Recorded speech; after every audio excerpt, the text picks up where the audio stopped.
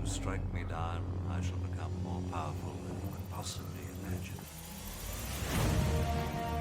Welcome to the channel. It is Bulldog here, and I am super excited because we are less than 2 days away from the launch of Champions Arena. If you haven't noticed already, I am stoked for this game, and I'm a little bit privileged. I've gotten the chance to play on the test server over the last few days, or the last few weeks, and I have got to become a master here at Champions Arena. Let's go take a look at the rankings here in the arena. I am number 2 in the world. I am a Champions Arena master.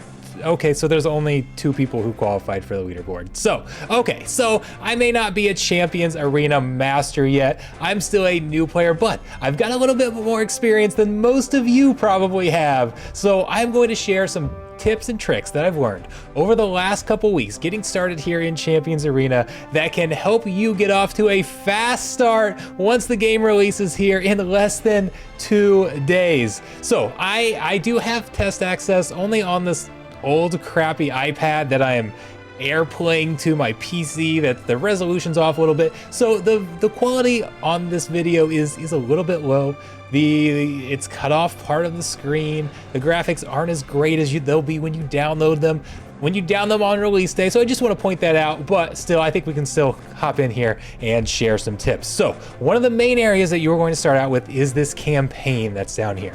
There is PvE and PvP in Champions Arena. PvP is where if you've got NFT heroes, you can play to earn. If you don't have NFT heroes, you can still gain some rewards. That's going to be kind of where you go test your skills. But PvE is what you'll use to help level up your characters, to collect a lot of resources. And in the campaign, when we first start, it's where you're going to really learn the game. So before we get into the battles, let's talk about setting up your team. How do you want to construct your team to get started?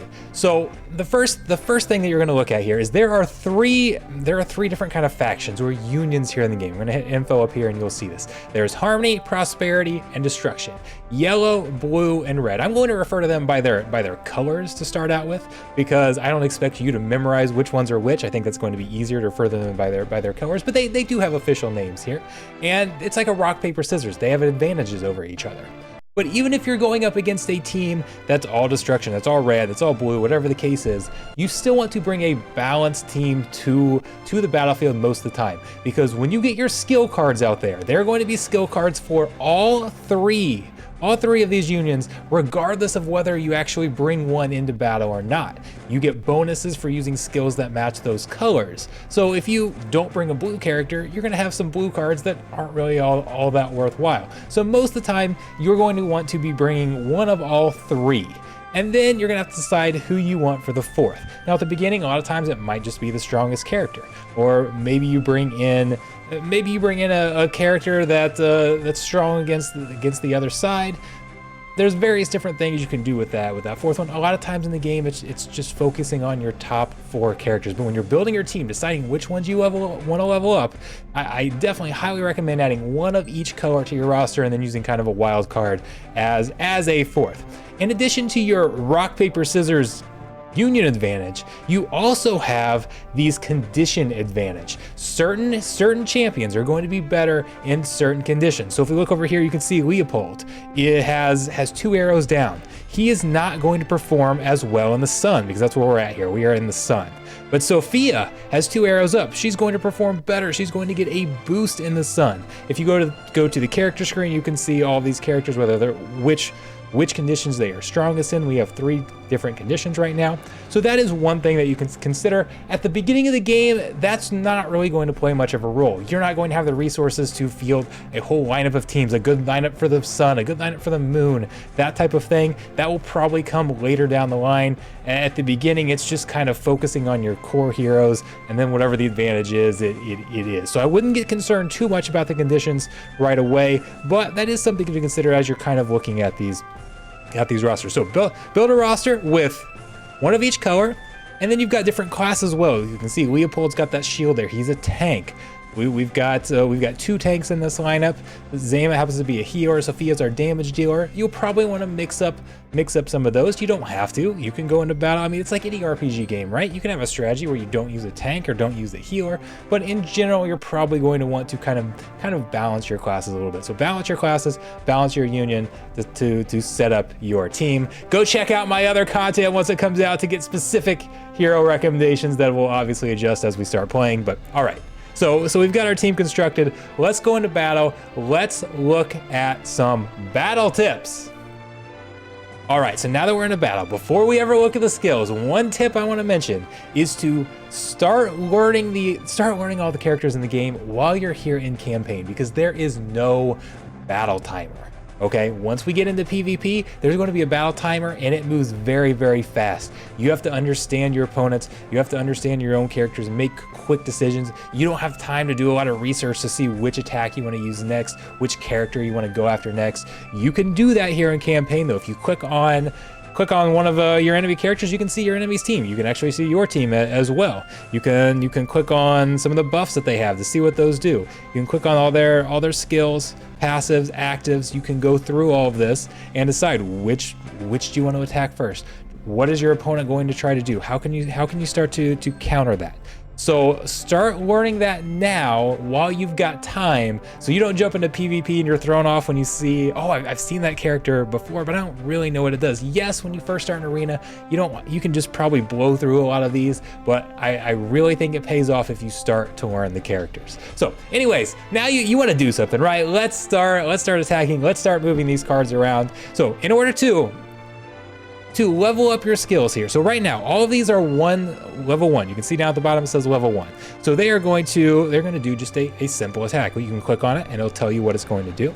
So it's a normal attack, deals damage. If the card matches, so if you use 1 for the same union, so we've got a yellow character here. If you click on a yellow card, that's what the card match means. So you're going to deal increased damage, an extra 40% damage. So that's the level 1. But if we go to our character here, we know that she's got a level 2. She can actually deal extra damage, put mark on her character, increase her turn gauge if we get a level 2. So we can do that by putting these cards together. So if I come over here and combine cards together, that makes that a level 2. Now I can use a level 2 attack, and every single turn we are going to fill up our hand so we have 6 cards. Those cards are going to come in from the right hand side. So obviously you want to match these cards together. Seems like it'd be something very simple. I kind of thought, oh, this is kind of tedious putting these together. But as you start to learn, as you start to kind of play, you'll realize that there's actually a lot of strategy in how you combine these, a lot of RNG you can play with. So we have to make sure that we're combining things in the optimal way. So if we look just kind of a simple thing. Now here, in this case, it won't necessarily matter, but and I'll show you what I mean here, but we can actually get 2 to combine at once. If we combine it that way, we get both of them combine together. And then they will also combine automatically as they fill in. So if we were to put this in the middle, and here's what I mean when I say in this one it doesn't matter. When I use this ability, so let's use this attack right here. I'm just going to attack a random character. You see that one's a level 2. It was hard to see, but those came together and combined after we did that attack. So you can use that to your advantage by using a card that's in between. So like here, if I use that red level 2, those blues are going to combine together. So you can use that movement to your advantage. So it's hard to really explain without going through examples. So we're going to go through a few examples here. So as you're combining your cards here, it's something that's honestly just going to take a little bit of experience. It's hard to really show it as they come up. There's just so many examples, but try to combine your cards so that generally you want to get as many combinations as possible, because that's also going to, the more you combine them as soon as possible, because once you combine them, you can add more cards in. But sometimes it's not always about using the highest level card. Sometimes you want to use basics. For example, this guy has a basic that's going to give you mana. What does mana do? Mana over here on the left. So it was kind of behind me. You can't see it. Here we go. Mana is over here on the left. Once we use a basic, so we're just going to use it. We're going to use a basic attack here. Let's show some of the movement. So we know as we're combining these, one thing is try to have, if you have level 1 cards left, try to leave level 1 cards on the right side, because as a new card comes in, you might get lucky and it might combine with it. So for example, what I don't want to do, typically, is combine them that way if I'm going to use the red level 1 card. Because what that would do after I use the level 1 is that leaves a level 2 on the end. So if a blue card were to come in, it won't combine together, because we need 2 level 2s to make a level 3.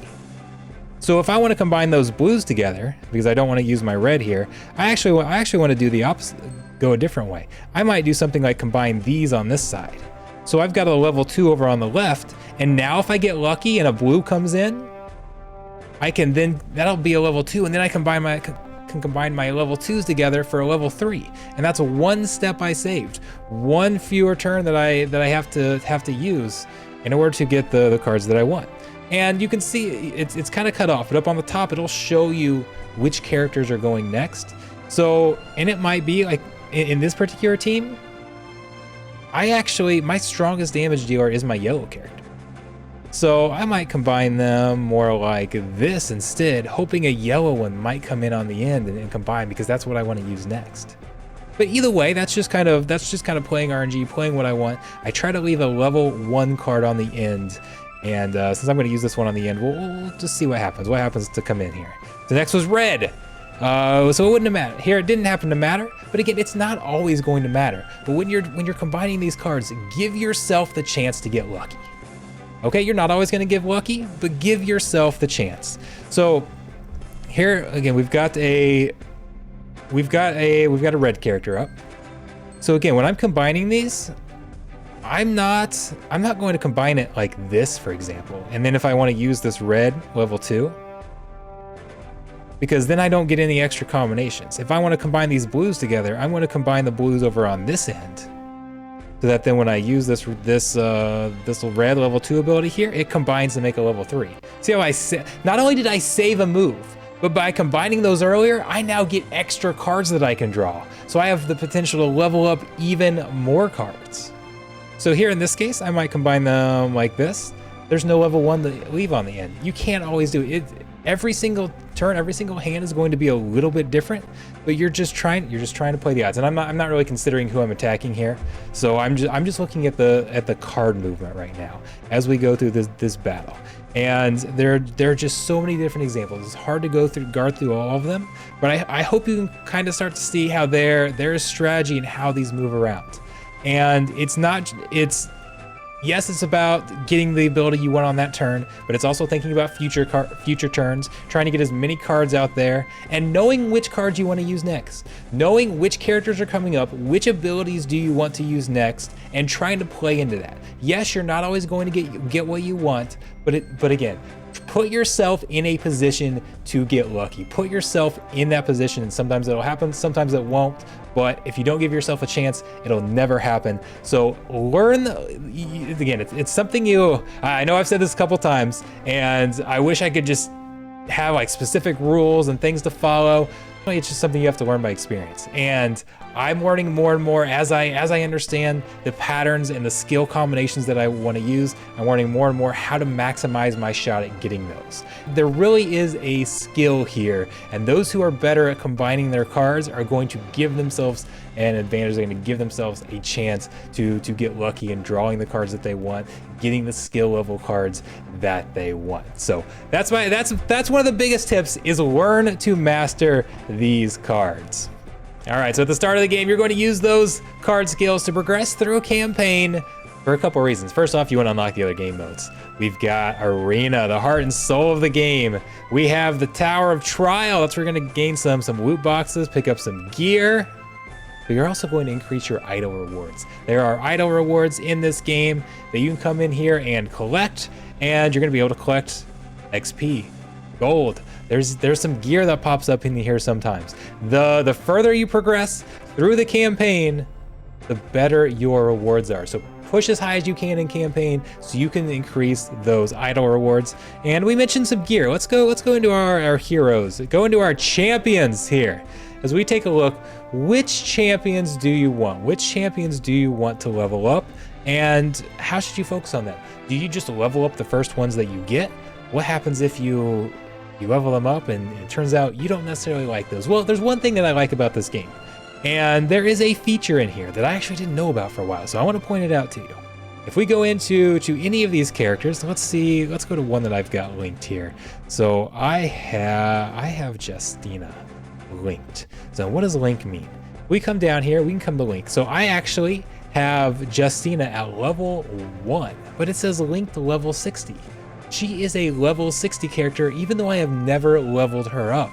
And that is because I have her linked down here to another character. And this means I can essentially, I can link the levels. I can level up Justina just by leveling up another champion. So if you have a team of 4, you can actually only pick 2 of them to level up, link the other 2 to that, and you can focus just on 2 characters, and that's going to be the fastest way to progress through the game. Just leveling up 2 of them, linking the other 2 to those characters, and they will share that same level. You do not have to spend any XP, any gold to actually level them up. Now the star count, they don't share the star count.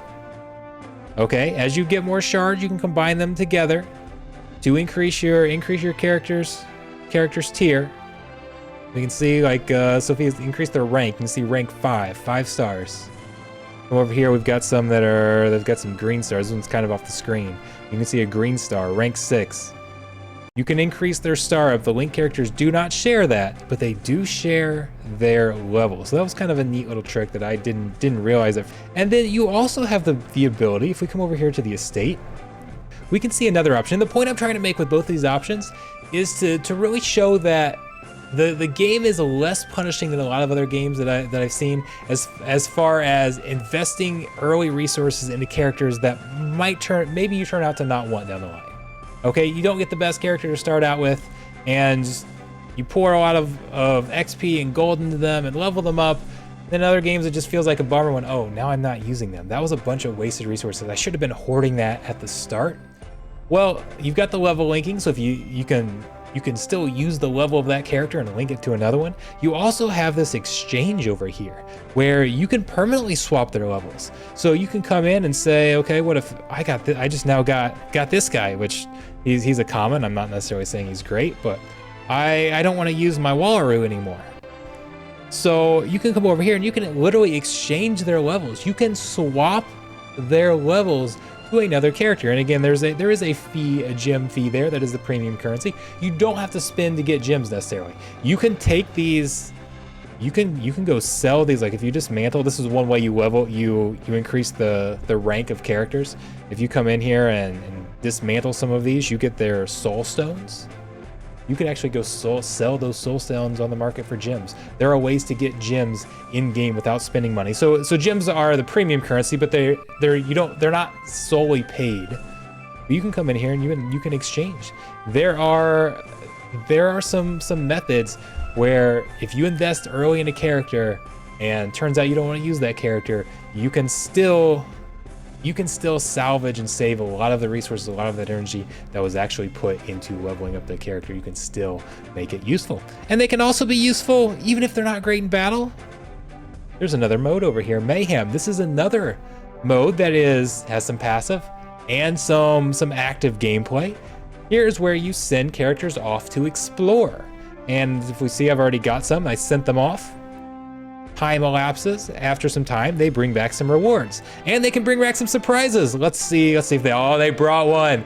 This is a raid boss. So by exploring, we discovered a raid boss. You can find raid bosses, and then you or other people, you can actually go explore and find raid bosses other people have found, can come in and fight these raids. So here's a couple. So here's one. There's actually 2 here. You can't see the top one on the screen, but there are a couple low levels. So this is one I'd be able to do myself, but there are some higher level raids that you can send multiple teams after, or you can have multiple players working together, guilds working together to complete this raid, where you can find soul stones, you can find lapis, which is a valuable resource. You can get gold, XP, you can find equipment. So there's all sorts of things you can find from this raid, but you need characters over here to go explore. And as you level up these characters, they'll be capable of finding higher raid bosses. Here's another raid boss. I sent some of my crappy characters, so we're finding lower level raids, but there's a level 50 raid. That's one that's going to take it's going to take multiple teams, at least at the levels I've got, multiple teams in order to actually get through that. And you can get rewarded just for discovering a raid. If you discover a raid and somebody else comes in and beats it, you can get a reward there. You can go participate in other people's raids. You can also find mines, which we didn't happen to find here, but mines, you can then send additional champions to go in and mine, and you can collect a lapis, which is very valuable, is required for leveling up some characters, for ranking up characters, or can just be combined into gold, which is another valuable resource. But mines are kind of like exploring in that they're just passive. You send your troops off, but the big difference is other people can come in and attack your miners and steal your loot, or you can go in and steal other people's loot. So you need higher level characters to come in here and work those mines for you. So even if you spend resources on a character, on a champion, level them up, and then, oh, he's not one of my top 4, I don't want to battle with him as much. There are other uses for them, or there are ways to salvage those resources. So I really like this concept in that you don't have to be shy early in game about spending your resources, at least on leveling the characters up. Now, one thing I did find that I replaced fairly quickly was some of the gear. The common gear, I did not enhance any of the common gear. So as you come in, you can enhance your gear. As we get to the uncommon, there's an epic gear there that I can't even equip yet. You can start to enhance those. And I found, like, as I got some uncommon gear that I liked, I kind of like to enhance it a little bit, get up to some rare epics. I would enhance it more and unlock some more effects.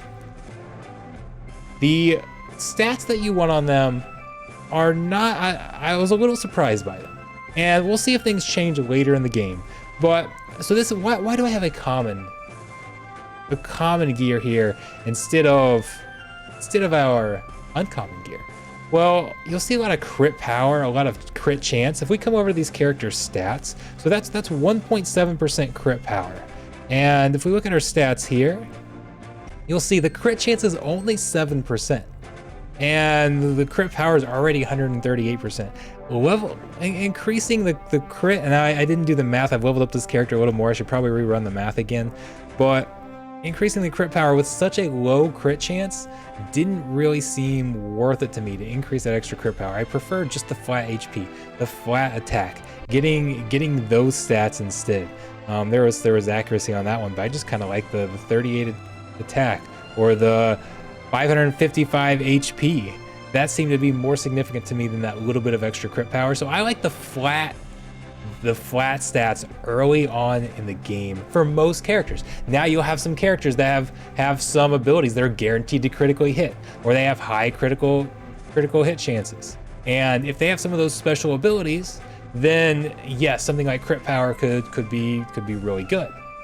But in general, for most characters, I would say that I recommend using the gear that just has flat attack, flat health, flat defense, some of those just plain flat stats early on.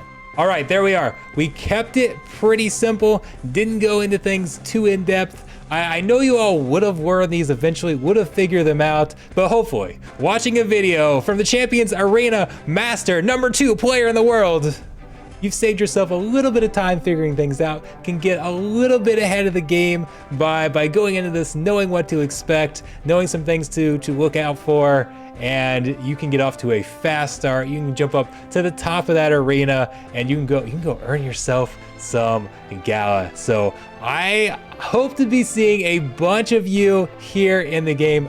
It's been a long time since I've been this excited about a game coming out. I am hyped up. Is Champions Arena going to live up to the hype? I think it's underhyped. I think people are sleeping on this game. I don't think people realize how big this game is going to be, you're going to be at an advantage if you can get in here from day one. Start collecting your resources, collect those rewards, go battle through the campaign. I will see you guys out on the battlefield. Make sure you hit that like button, hit that subscribe button. We've got a bunch more videos coming. I want to do a tier list for some characters, some recommended teams. we've got a whole bunch that we need to get out. And then once we start playing and we see how the meta shifts, we see what other people are running, it's gonna throw a wrench in all of those. Then we gotta do them all over again. So I expect to see a lot of content coming on Champions Arena. I am hyped. We are less than 2 days away. I can't wait. I'll see you all there.